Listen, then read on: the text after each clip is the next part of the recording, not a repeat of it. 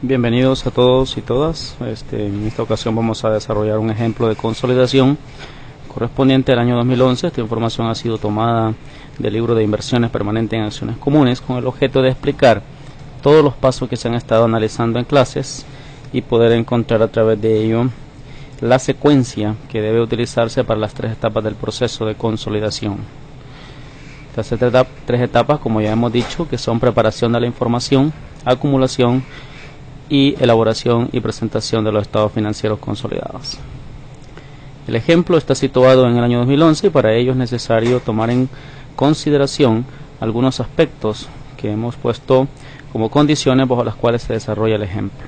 Primero, la consolidación corresponde al año 2011 y 2012 porque, como dije antes, esta información ha sido tomada del libro de inversiones permanentes, pero en esta ocasión pues trataremos de explicar solo lo que corresponde al ejercicio 2011.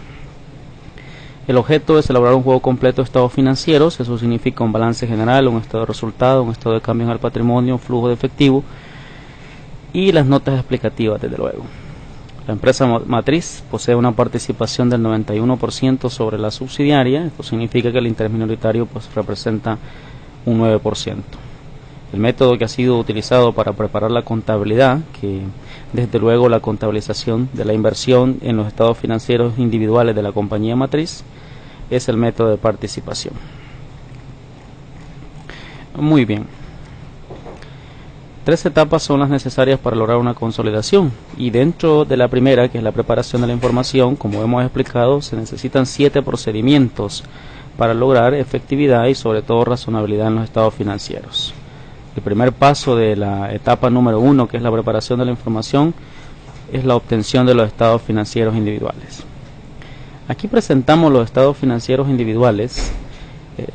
Partimos de los estados financieros de la compañía matriz. Empezamos a notar, por ejemplo, que esto es un estado de situación financiera fechado al 31 de diciembre del 2011 y además que está expresado en dólares de Estados Unidos de Norteamérica.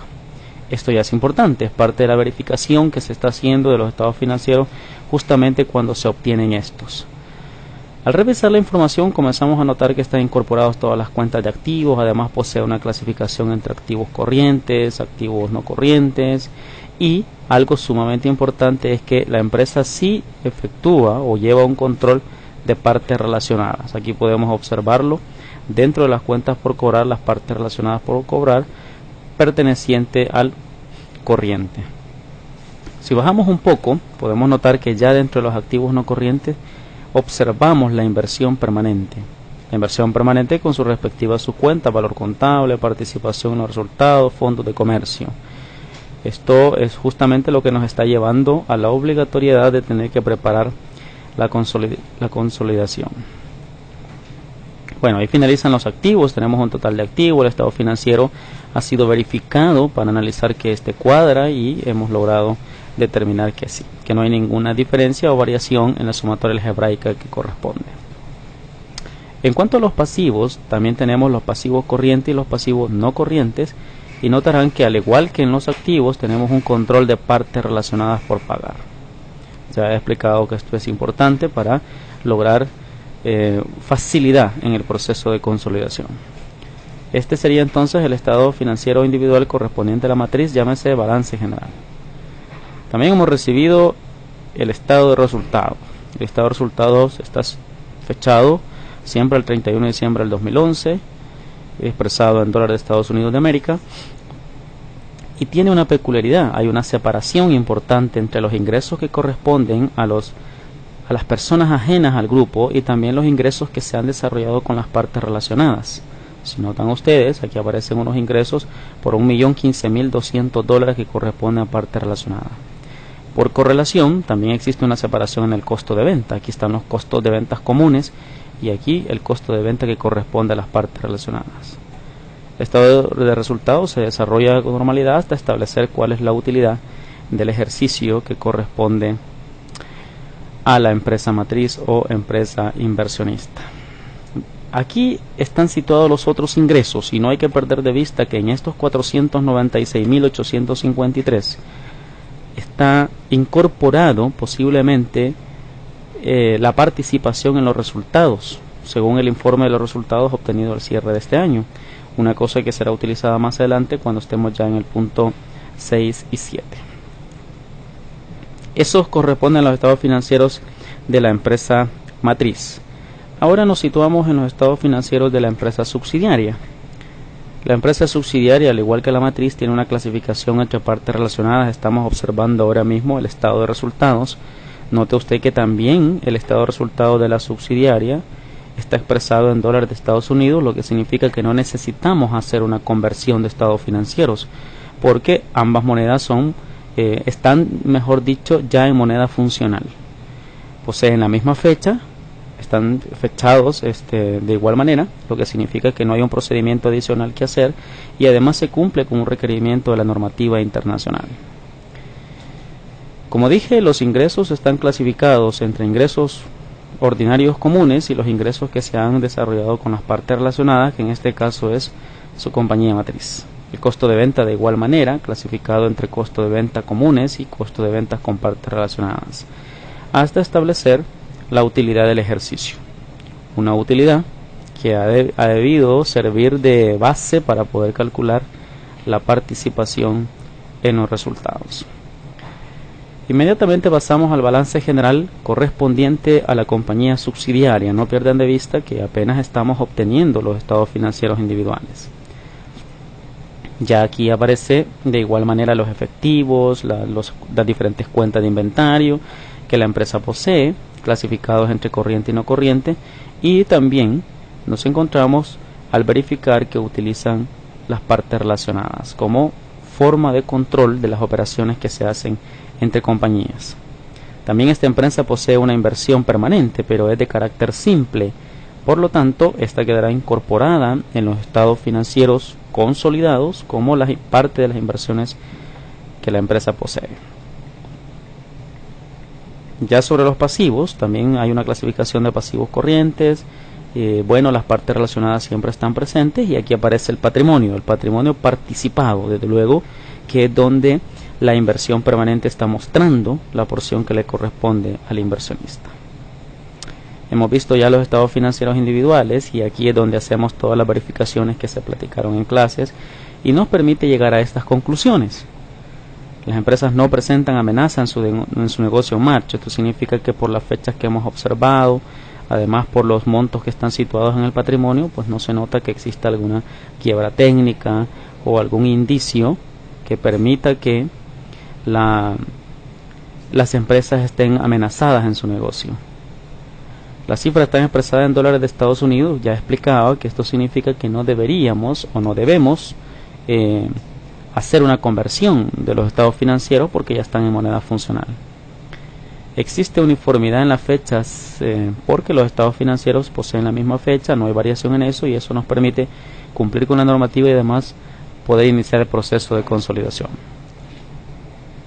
Poseen la misma estructura de presentación. Notaron ustedes que en el proceso veníamos verificando las cuentas, tienen el mismo orden, los nombres de las cuentas no muestran variación, pero algunas de ellas no aparecen en todos los estados financieros. Eso es importante.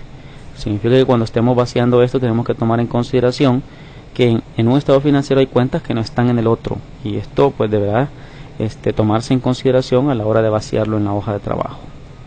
Ambas compañías utilizan un sistema de partes relacionadas como mecanismo para controlar. Lo pudimos verificar y eso pues facilita de alguna manera.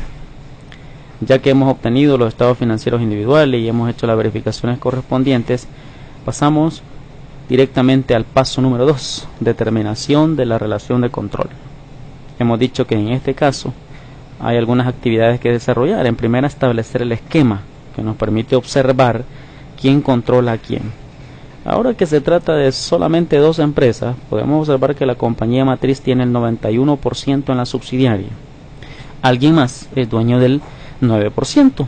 Esto es el que se va a conocer como interés minoritario, que está situado en la subsidiaria.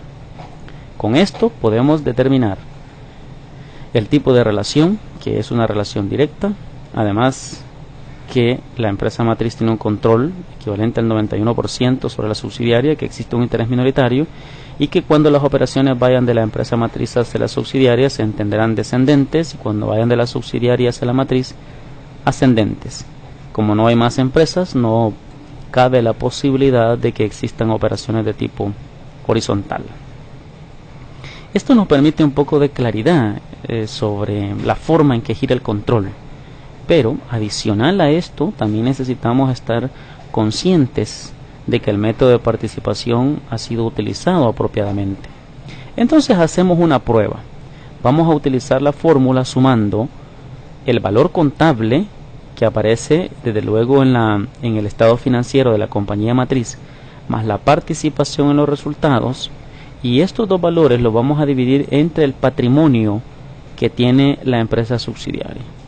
Al hacerlo, comprobamos que efectivamente el método de participación o la inversión permanente está mostrando una participación equivalente al 91%. Nos da alguna tranquilidad con respecto a la necesidad de la correcta aplicación del método de participación, con el ánimo de que a la hora de hacer el paso 6, que es la eliminación de la participación a la subsidiaria, podamos obtener la correlación que corresponde. Estos datos han sido tomados de los estados financieros, no sé si esto sea posible mirarlo. Aquí está el total de patrimonio, 2.368.425, que es justamente el que se sitúa aquí, y de la misma manera los datos que hemos tomado del estado financiero de la compañía subsidiaria. Aquí está la parte del valor contable y la participación en los resultados. Ya con eso podemos aplicar la fórmula que corresponda. Inmediatamente vamos al paso 3, unificación de políticas financieras de evaluación. Hemos hecho una verificación, partimos de la idea que hemos hecho una verificación sobre los métodos que cada empresa utiliza y hemos descubierto las siguientes situaciones para más o menos explicar cómo deberían de corregirse o cómo debería de lograrse la unificación de las políticas.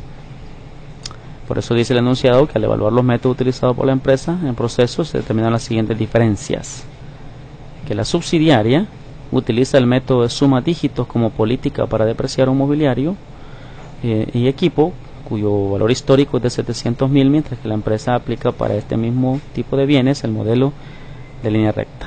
Dicho mobiliario posee un valor residual de 0, una vida útil de 5 años, fue adquirido un 3 de enero del 2011, lo que se entiende en posesión todo el año. El cuadro solo muestra el comportamiento que tiene ya el proceso de depreciación. Estamos situados en el primer año, solamente estamos tratando de recrear el año 2011 para efectos de consolidación. Entonces notamos que bajo línea recta el gasto debe haber sido $140.000, mientras que sumas dígitos está generando $233.000. Si volvemos a esta idea, dice que suma dígitos lo utiliza la subsidiaria, pero que la matriz utiliza línea recta. Sobre la base de la explicación hecha en clase, entonces diríamos que el estado financiero de la empresa subsidiaria está reconociendo $93.000 más en gasto del que hubiese reconocido si hubiera utilizado el método de línea recta. Esto hace entonces que tengamos que cargar la depreciación y abonar el gasto, porque lo que estamos observando, como dije antes, es que el suma dígitos ha reconocido más gasto del que hubiera reconocido línea recta. Para hacerlo llegar entonces al método que utiliza la compañía matriz, debemos disminuir el gasto en 93.000 y como consecuencia cargar la depreciación acumulada. Este registro nos permite entonces corregir la parte corriente como corresponde al primer año, entonces no es necesario corregir los ejercicios anteriores. Vamos al segundo caso. En relación con la evaluación de inventario, se determinó que la subsidiaria utiliza para tal efecto el método PEPS, mientras que la matriz lo hace a través del costo promedio. Esto genera un efecto en el costo de ventas, desde luego. Entonces observamos, la evaluación bajo el método PEPS habría generado 2.213.000 y la evaluación de costo promedio hubiera generado 2.150.000.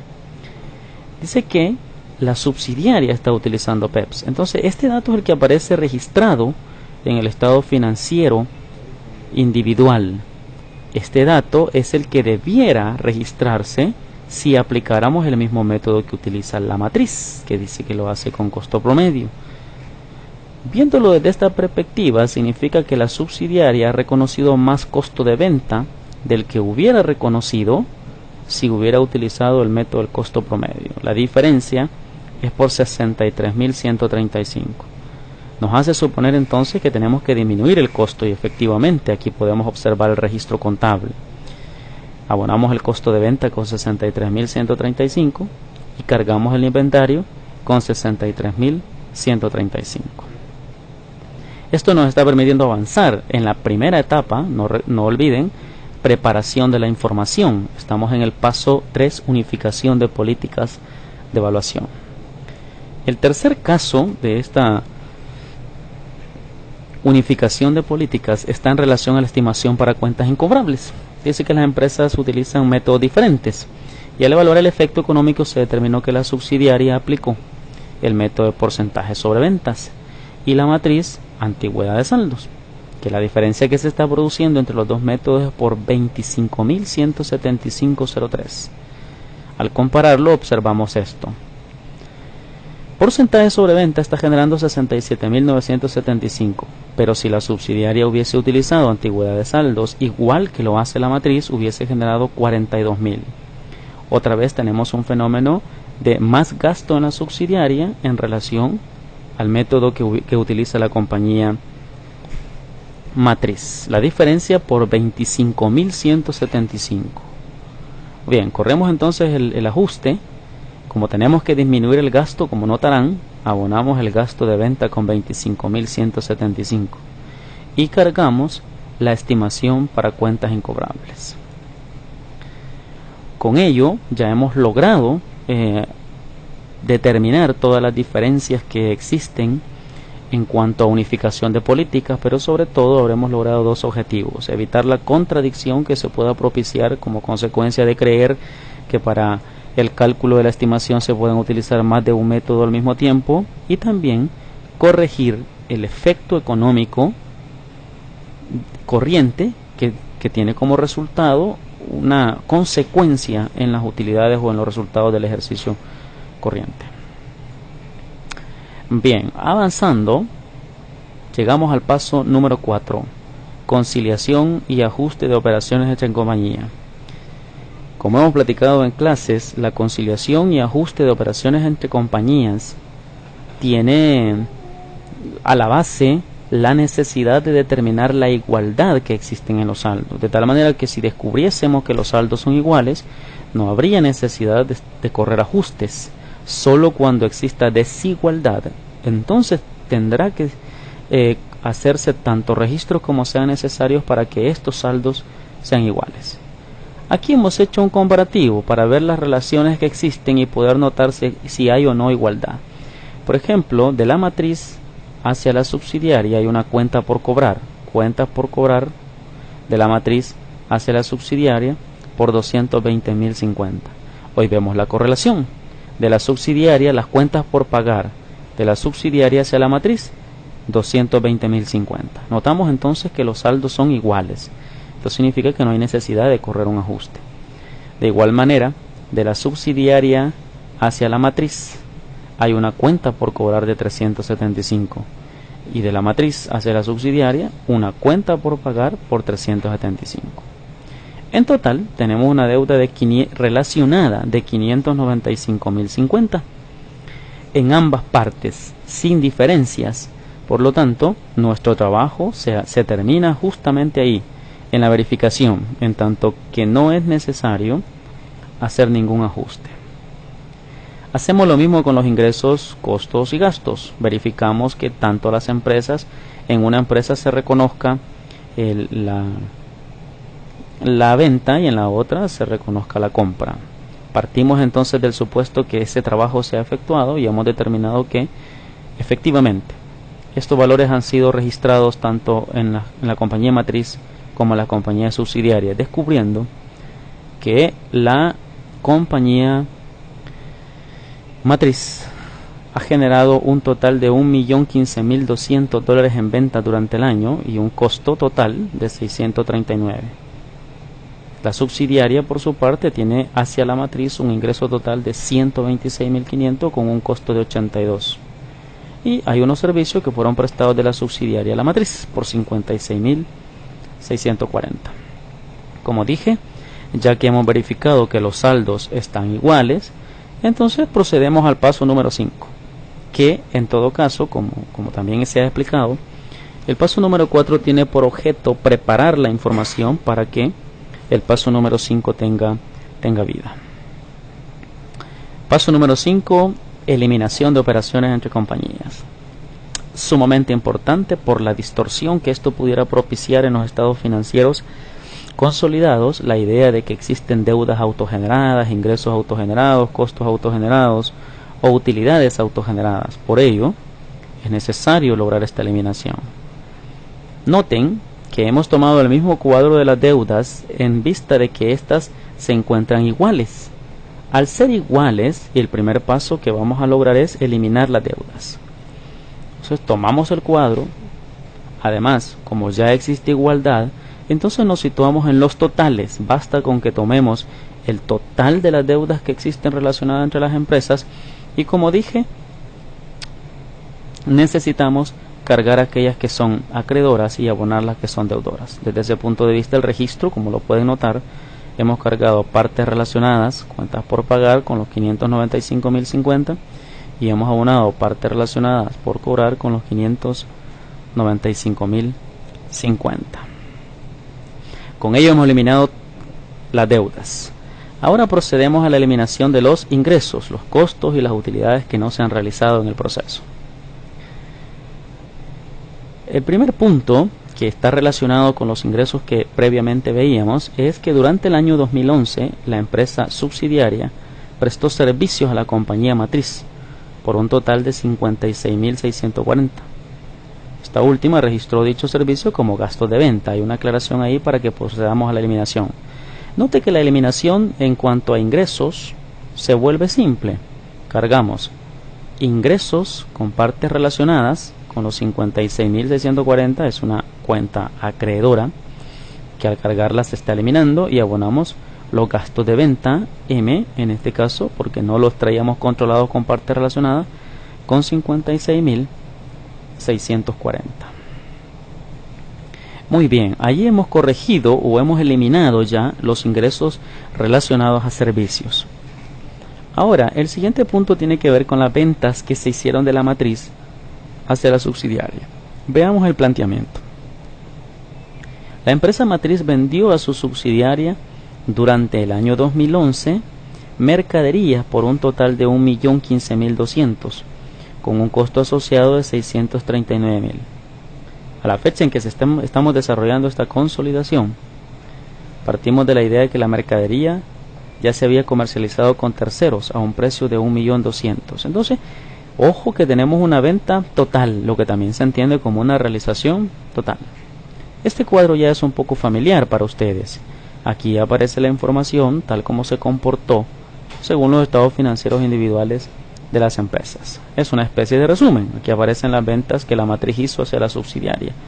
Estas se clasifican como operaciones descendentes. Bien. Tenemos entonces la venta de la matriz por 1.015.000 hacia la subsidiaria y de la subsidiaria hacia terceros. Costo de ventas 639, lo que supone entonces que la matriz al venderle a su subsidiaria estaba generando una utilidad de 375.624. El inventario salió de esta empresa en 639, pero ingresó a su subsidiaria con 1.015.000. Ya hemos dicho, aquí está situada la sobrevaluación inicial, que es en esencia la utilidad supuesta que se ha generado de parte de la matriz al venderle a su subsidiaria. En cuanto a la subsidiaria, con relación a la venta a terceros, dice que vendió toda esa mercadería, la vendió a terceros por 1.200.000. Significa entonces que el inventario se volvió costo. Todo el inventario que teníamos aquí de 1.015.000 pasa a ser 1.015.200 de costo. Ya con ese panorama y con el afán de establecer un factor para entender cuáles son las sobrevaluaciones existentes, dividimos la utilidad entre el total de ventas, y eso nos dice que el factor de utilidad es del 37%. Ahora comenzamos a analizar qué es lo que está sobrevaluado. En cuanto al inventario, notarán que ya no hay inventario. pero el costo de ventas, todo está el costo de venta, 1.015.000. Si multiplicamos esto por el factor, notamos que la sobrevaluación que este costo tiene es de 375.624. Bien, este es un análisis que va a servir mayoritariamente cuando una operación es ascendente. Este no es el caso, porque la operación que estamos analizando ahora es una operación descendente. Bien, observen el registro. En el registro estamos cargando los ingresos con partes relacionadas de M, que están situados aquí, 1.015.200. Estamos abonando el costo de ventas de M también, por correlación, 639.000. Y la sobrevaluación que está en el costo de ventas de la subsidiaria, 375.000, que fue establecida aquí a través del factor. Con esto cuadra el registro, pero más que eso, nos permite eliminar el ingreso, el costo de ventas y también la sobrevaluación en el costo de venta. De tal manera que al final de todo esto se elimina también una parte de este costo y nos está quedando toda la venta que se hizo a tercero con el costo original y por supuesto las dos utilidades realizadas, tanto los 375.624 más los 184.200. Muy bien, continuamos. Ahora miraremos las operaciones de venta que se hicieron de la subsidiaria hacia la matriz. Dice que durante el año 2011 la compañía subsidiaria vendió a la matriz mercadería por un total de 126, cuyo costo es 82.225. A la fecha de la consolidación posee un inventario equivalente al 42%, el resto comercializado con terceros a un precio de 115.000. Aquí podemos notar entonces una realización parcial, porque de la venta que se hizo de las subsidiarias a la matriz, que noten además es una operación ascendente, la matriz, una parte ya la comercializó con tercero y otra parte aún la tiene en sus bodegas. Es una situación especial que tenemos que analizar. Armamos el cuadrito, que es el que nos permite observar los comportamientos individuales. Ya ven, la venta, el costo de venta, las utilidades probables, el valor que corresponde a las ventas, el costo de ventas, la utilidad que se está generando de parte de la matriz al venderle a terceros, y aquí tenemos el análisis también del inventario. ¿Cuánto es lo que tenemos ahorita todavía en poder? Establecemos un factor. El factor, ya hemos explicado, sale de dividir la utilidad entre las ventas y eso nos dice que el factor es del 35%. En otras palabras, cada valor que encontremos sobrevaluado, que en este caso sería el inventario y el costo de ventas, está sobrevaluado en un 35%. ¿Cómo establecemos entonces cada valor sobrevaluado? Ahora que sabemos que el 35%, tomamos el inventario existente a la fecha, que es el 42% nada más, porque el otro 58% ya se vendió. 42% lo multiplicamos por el factor y nos dice que el inventario está sobrevaluado en 18.595.50. El costo sobrevaluado, que son los 73.000 y algo, los tomamos y los multiplicamos por el factor y nos dice que la sobrevaluación existente en este rubro es de 25.679.50. Hoy sí es importante analizar esto. De la utilidad que la subsidiaria iba a generar al venderle a su matriz 44.275, solo el 58% de esta utilidad es real porque se vendió a un tercero. Esto ya hemos explicado cómo más o menos determinar esto. Significa que de la utilidad total, si solo el 58% es realizado, la diferencia no se ha realizado, que es justamente el valor que aparece en el inventario. Nótenlo, la sobrevaluación que está en el inventario. Entonces decimos que estos 18.000 son una utilidad no realizada. La operación ya se encarga de eliminarlo, pero para ejercicios futuros, deberá de tomarse en cuenta que eso representó una utilidad no realizada en este ejercicio, que pudiera realizarse en ejercicios futuros y que va a ser requerido para poder cuadrar un estado de cambio en el patrimonio o un flujo de efectivo. Muy bien, entonces la operación, porque aquí hemos estado haciendo solo el análisis, la operación implica cargar los ingresos con partes relacionadas de S, que están situados aquí, por 126.500. Tenemos que abonar el costo de venta relacionado de ese también por correlación, 82.225. Tenemos que abonar el costo de ventas de M, que aquí lo acabamos de descubrir, está sobrevaluado en 25.679. Y tenemos que abonar el inventario con la sobrevaluación que descubrimos aquí, 18.595. Eso nos ha permitido entonces lograr la eliminación de todos aquellos ingresos y utilidades que no se han realizado y que van a generar distorsión en la interpretación de los estados financieros consolidados, tal como lo hemos estado platicando en clases.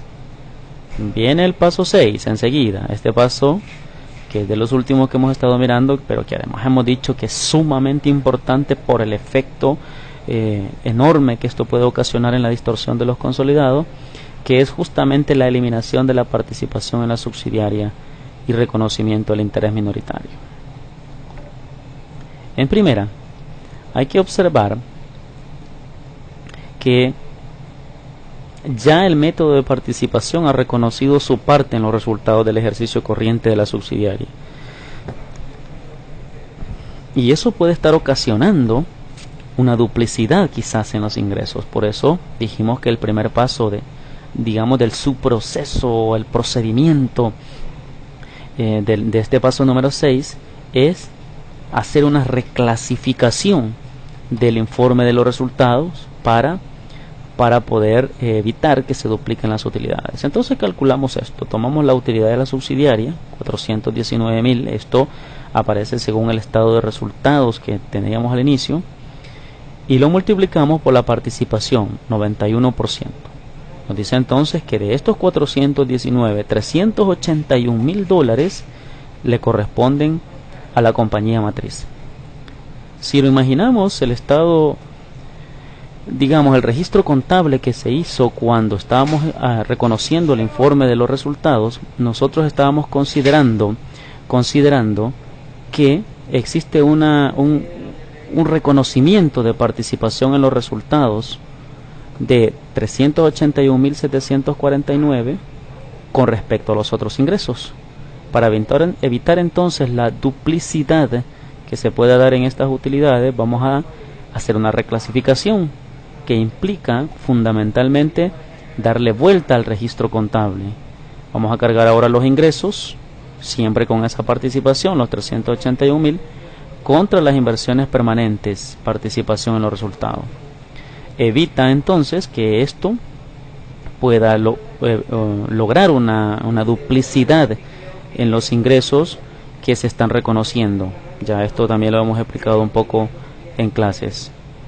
Ahora bien, ya que hemos hecho la reclasificación del informe de los resultados, el siguiente paso es determinar la parte que corresponde a cada uno de los porcentajes, ya tanto los mayoritarios como los minoritarios. En primer lugar, previo a eso, tenemos que hacer una actualización de la cuenta de inversión permanente. Tomamos los saldos que aparecen de la inversión permanente, estos están situados según el estado financiero, y notamos que en el registro anterior recién hemos abonado la inversión permanente con 381.000. Entonces hacemos una especie de actualización. Los saldos que venían según el estado financiero, menos el valor que acabamos de abonar en la inversión permanente, nos dice que los nuevos saldos son estos: 1.360.000, participación en el resultado 413 y fondo de comercio 146.000. Y ya que tenemos esto, ahora el siguiente paso es tomar el patrimonio. Tomamos el patrimonio y hacemos la distribución según los porcentajes. Note que este saldo que aparece ya se reconoce como saldo ajustado, después de considerar el valor que debería ser eliminado en esta parte. Muy bien, tomamos entonces el patrimonio total, que es el 100%. Aquí aparece el capital social, 1.200.000, la reserva de 240.000, las utilidades acumuladas de 508.000, y noten algo peculiar: hemos eliminado la utilidad del ejercicio aun cuando aparece en el patrimonio.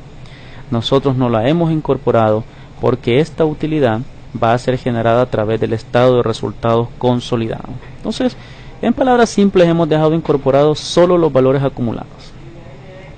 Ahora distribuimos esto. Decimos, cada uno de estos conceptos por el 91%, empezamos a encontrar cuánto de cada concepto le corresponde a la compañía matriz, que sería el interés mayoritario. Y luego hacemos lo propio con el 9%. Cuánto de estos valores le corresponden al interés minoritario. Hacemos la sumatoria y nos permite establecer cuánto es el monto que correspondería al interés minoritario. El registro contable no es otra cosa que prácticamente una eliminación del patrimonio y además el aprovechamiento para corregir algunos saldos que son importantes. Por ejemplo, note que hemos cargado el capital social con 1.200.000, que es el mismo valor que aparece aquí, la reserva legal con los 240.000, las utilidades acumuladas con los 508.000. Hemos cargado la plusvalía comprada. Esto supone que estamos ya considerando este efecto que está aquí y lo estamos reclasificando a una cuenta de mayor, con el ánimo de poder eliminar el fondo de comercio. Ahora bien, abonamos entonces la inversión permanente, que es la que queremos desaparecer junto con el patrimonio. Abonamos la inversión permanente, su cuenta de inversión en subsidiaria, y abonamos el valor contable entonces justamente con el 1.360.400 que aparece registrado. Abonamos también la participación en los resultados en positivo con 413.000, que ya es la ajustada, y abonamos el fondo de comercio con 146, que está siendo reclasificado a la plusvalía comprada, porque ya hemos explicado que este no puede ser eliminado. Ahora bien, aquí hemos hecho el reconocimiento de una cuenta de interés minoritario por 175.408, que es justamente el valor que corresponde a esto, partiendo del supuesto que las utilidades acumuladas de ejercicios anteriores no se ajustaron para el inversionista. De hecho, nosotros podemos observar en todos los registros contables que hicimos anteriormente y notarán que ni un registro de estos hizo una modificación. Desde las políticas de evaluación, todos ajustaron información que corresponde a la subsidiaria, pero lo hicieron para el ejercicio corriente, más no para el ejercicio acumulado. Supone entonces que estas utilidades permanecen inalteradas con respecto al interés minoritario, por eso la sumatoria de este 9% va a ser reconocido como tal, interés minoritario. Bueno, inmediatamente viene algo que nosotros conocemos como cálculo complementario del interés minoritario, correspondiente a los resultados del ejercicio corriente. ¿Por qué complementario? Porque allá, en el cuadro que recién analizamos, solamente hemos tomado la información acumulada. La información que corresponde al ejercicio corriente no la hemos considerado. Y para el interés mayoritario o para los controladores se entenderá que el estado de resultados consolidado va a producir toda esta información. En cambio, para el interés minoritario necesitamos nosotros generarlo. En realidad lo que estamos tratando de hacer es actualizar la utilidad que corresponde a la subsidiaria para poder establecer cuánto es el verdadero valor que le tocaría al interés minoritario. Para esto hemos creado un subprocedimiento. Dice el número 1, tomar el saldo de la utilidad o pérdida de la subsidiaria según el estado financiero individual, es decir, tal como nos lo entregaron. Luego, hay que aplicar todos aquellos ajustes y eliminaciones que afectan por separado la utilidad del ejercicio de la subsidiaria. Estamos hablando de ingresos, costos, gastos, utilidades no realizadas. Y la acumulada, dice, en este cálculo, no se toman en cuenta aquellos registros que solo alteran deudas o que modifiquen a resultados de la empresa matriz. Exclusivamente aquellos que tienen un efecto sobre la utilidad subsidiaria. Una vez hemos hecho eso, vamos a establecer el saldo ajustado de la utilidad o pérdida del ejercicio corriente. E inmediatamente lo multiplicamos por el porcentaje que corresponde al interés minoritario. Al final del estado de resultados total, le vamos a restar esa parte que corresponde a los intereses minoritarios y nos quedará nada más la que corresponde a los mayoritarios. Esto que ustedes observan aquí es la conciliación. Ustedes podrán luego verificar quizás los cálculos para ver cómo corresponden, pero notarán que la utilidad corriente de la subsidiaria en el estado individual es de 419. Tendré que pasar rápidamente las hojas para que puedan ver. Nos vamos hasta el estado de resultados. Aquí está, esta es la utilidad, tal como nos la dieron, 419.504. Volvemos. Ok, ahora comenzamos a aplicar los ajustes que le hemos hecho desde que comenzamos en el paso 3 en adelante. Por ejemplo, dice que en el paso 3 hemos aumentado, hay una disminución del gasto por la política de depreciación. Si disminuye el gasto, aumenta la utilidad. ¿De acuerdo? Vamos a ir a mirar una disminución del gasto en el paso, aquí está. Hemos disminuido el gasto. Si lo pensamos en función de utilidad, como ya tenemos la utilidad que corresponde a la subsidiaria, decimos, bueno, entonces, si disminuye el gasto, esto está generando un aumento en la utilidad como efecto. Por eso ustedes notarán que cuando ya estamos aquí, esto termina sumándose los 93. ¿A qué? A la utilidad, porque en realidad corresponde a la disminución de un gasto. De igual manera, esto, 63.000, es la disminución de un costo de venta por la evaluación de inventarios en el registro 2. Y en el registro 3 también disminuimos el gasto por unas cuentas incobrables. Entonces tenemos ahora 3 disminuciones que, si notan ustedes, en realidad estamos sumándolas a la utilidad como efecto. Como dije antes, si el gasto disminuye, la utilidad como consecuencia aumenta. Ahora bien, eso no han sido los únicos ajustes. También hemos disminuido ingresos por servicios. Recordarán que dentro de las operaciones eliminamos unos ingresos. Si quieren verlos, están por aquí. Un poco más adelante. Estos, justo aquí están. Dice, hemos disminuido ingresos que corresponden a la subsidiaria por 56. Eso también afecta a la utilidad. Como estamos hablando de una disminución de ingresos y la utilidad,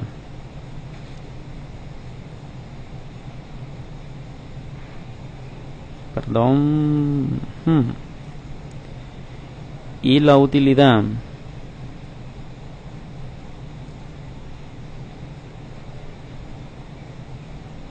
veamos aquí, como estamos hablando de disminución y la utilidad, en este caso disminuye directamente, porque disminuye los ingresos, disminuye la utilidad. Eso mismo con respecto a la utilidad no realizada. Esto es importante. Noten que aquí estamos restando solamente la utilidad no realizada. No podemos restar toda la utilidad que aparentemente se iba a eliminar.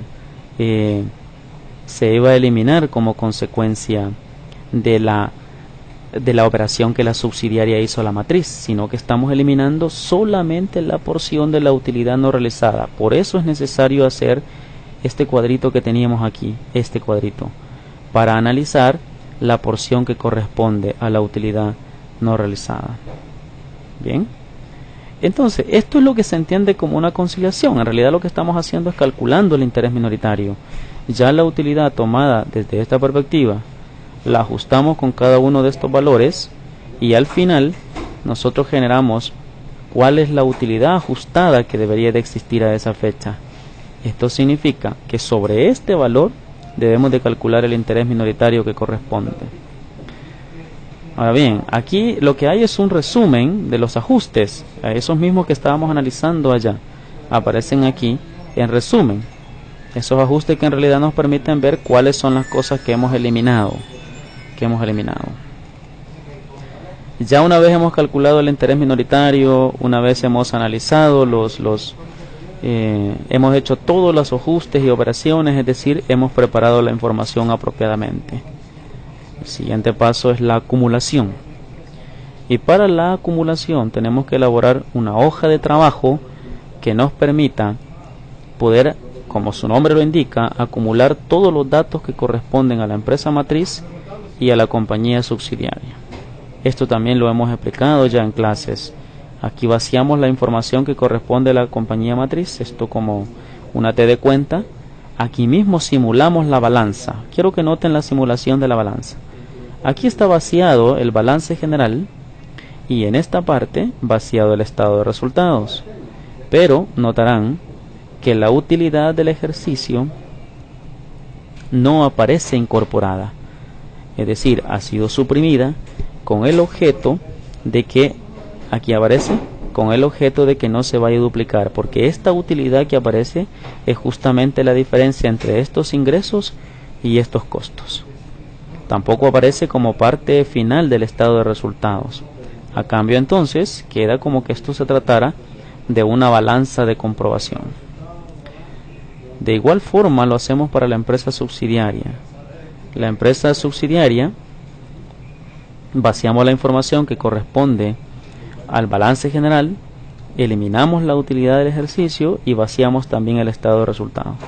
Siempre es importante asegurarse que la sumatoria algebraica de cada una de estas columnas se logra y que al final estamos alcanzando los objetivos. Esto nos permite entonces ir asegurando que estos balances o estas columnas van cuadrando. Ya cuando hemos vaciado la información que corresponde a la matriz y a la subsidiaria, comenzamos aquí a incorporar los ajustes uno por uno, tomando en consideración que si estamos haciendo esto en una hoja electrónica o independientemente, aquí tendremos que incorporar el total de ajustes que le hemos hecho, digamos en este caso a las cuentas incobrables. Si hubiésemos afectado esta cuenta por más de una vez, tendríamos que previamente sumar para incorporar aquí el dato que corresponde. De igual forma, trabajamos las eliminaciones. Bueno, previo a eso nos aseguramos que los ajustes, que todo lo que se entiende en ajustes, que esto llegaríamos hasta el paso número 4, todos estos ajustes deberían de dar lo mismo, es decir, tenemos una igualdad entre el debe y el haber. Inmediatamente de los ajustes hacemos las eliminaciones. Para las eliminaciones también es necesario ir vaciando eliminación por eliminación hasta asegurarnos que todas han sido incorporadas. Esto corresponde al paso 5 y al paso 6. Los ajustes serían el paso 3 y el paso 4. Aquí incluimos el paso 5, paso 6 y el paso 6 de luego incluido el reconocimiento del interés minoritario, y empezamos a incorporar, a afectar todas las cuentas que en esos ajustes hemos hecho, uno por uno, acumulando en aquellas celdas cuando el efecto haya sido por más de una vez. Luego verificamos los totales y determinamos la igualdad. Ahora procedemos a lo que siempre quisimos, una sumatoria algebraica que de forma horizontal va a integrar las cuentas de la misma naturaleza. Y entonces comenzamos a sumar el efectivo que tenemos, aquí no hay nada, más este efectivo, menos esto, y aquí empezamos, no hay ninguna afectación al efectivo, entonces la sumatoria de esos dos. Lo mismo con las cuentas por cobrar, sumamos y restamos si es necesario hasta establecer el total. Con la estimación para cuentas incobrables sería esto, más esto, menos esto, y nos da el nuevo dato, o el dato acumulado, y así sucesivamente por cada una de las celdas hasta ir estableciendo los totales. Si nos hemos asegurado que estos totales cuadran, lo mínimo que esperamos es que estas columnas también cuadren algebraicamente. Aquí surge un dato interesante. El interés minoritario que queda incorporado hasta esta altura corresponde a la parte acumulada, ¿ya? A la parte acumulada, y esto sigue siendo una balanza de comprobación porque todavía no se han enfrentado los ingresos contra los costos. Por lo tanto, es necesario continuar, ya que hemos logrado la acumulación, asegurándonos que todos los ajustes y eliminaciones son los apropiados. Entonces procedemos al paso número 8, que es diseñar los estados financieros. Primero se diseña el estado de resultados consolidado. En esencia, lo que vamos a hacer, como ustedes ya saben, tomamos la información del estado de resultados a partir de los ingresos, que es aquí, y comenzamos a crear junto con toda esta información un estado de resultados. Pero en el proceso también haremos la separación del interés minoritario correspondiente. Si comenzamos a hablar de los ingresos por actividades ordinarias, noten ustedes que los ingresos de las partes relacionadas ya fueron eliminados. costo de ventas, esto nos da las ventas, agregamos aquí los otros ingresos que quedan nada más según los saldos acumulados. Por ejemplo, volvamos, los ingresos ordinarios son 9.413.000, son los 9.413.000 que aparecen aquí. Miren el costo de ventas, 5.567. 5.567. Entonces solo estamos tomando la información de la hoja de trabajo y dándole un poco de estructura. Hacemos lo mismo con los gastos de venta, los administrativos, los financieros, y las sumatorias pues ya son parte del formato que estamos estableciendo. El impuesto sobre la renta permanece inalterado tal y cual, y cuando llegamos a la utilidad neta, la utilidad consolidada es esta, pero de esto tenemos que separar la parte del interés minoritario, 47.000. ¿De dónde sale este dato? Es el que nosotros calculamos en este momento. Estos 47.000 que se calcularon a partir de esta información ajustada es la que nosotros llevamos y restamos aquí. Eso nos dice de la utilidad consolidada total, 47.000 le corresponden a los inversionistas, que si se fijan nunca fue calculado de lo consolidado, sino que fue del estado financiero individual según el cuadro que antes presentábamos. Y nos da la utilidad consolidada, la que sí corresponde al grupo, que es la que mostraríamos. Noten ustedes, aquí se cumplen las condiciones además, el encabezado, la fecha, en que está expresado el estado financiero. Lo hemos mostrado de forma comparativa, aunque hoy no tenemos datos que correspondan al 2010, porque estos datos no están disponibles en esta oportunidad, pero se nota que el estado financiero debe ser siempre comparativo. Luego construimos el balance general. La misma lógica, tomamos, hacemos el encabezado, lo fechamos, e inmediatamente comenzamos a vaciar todas las cuentas, ya dándole clasificación y estructura a cada uno de los elementos que están incorporados en los estados financieros. Por ejemplo, el efectivo. Vamos a tomar algunos ejemplos. Vamos al efectivo. Nos vamos a la hoja de trabajo y dice el efectivo es acumulados 3.781.742.23. Vamos al balance general, 3.785.742.23. Las cuentas y documentos por cobrar, noten, son 6.621.745.26. 6.621.745. Entonces lo que estamos haciendo en realidad es trayendo todos los saldos acumulados e incorporándolos yo aquí con formato, dándole formato a cada uno de los estados financieros, clasificándolos según corresponda, etcétera. ¿Ya? Noten algo interesante. Ahora en el patrimonio ya aparece incorporado un interés minoritario, pero noten que el interés minoritario ahora es por 222.740. ¿Qué o cómo se formó eso? Bueno, hemos tomado el que aparece aquí, que son los 175.408, le hemos sumado el que separamos aquí, 47.332, y juntos forman el que nos sirve para presentar en el balance, 222.742. En cuanto a la utilidad del ejercicio, este 1.116.000 es justamente el que calculamos aquí del consolidado. Con eso logramos que el balance general llegue a su fin y además cuadre. Hay algunos aspectos que observar de este balance previo a la finalización de este video. Uno es que, por ejemplo, ya no están incorporadas las partes relacionadas, porque nos hemos asegurado que las partes relacionadas se hicieron cero. La cuenta de inversión simple que tenía la subsidiaria terminó incorporada, como que si fuese una inversión simple que tiene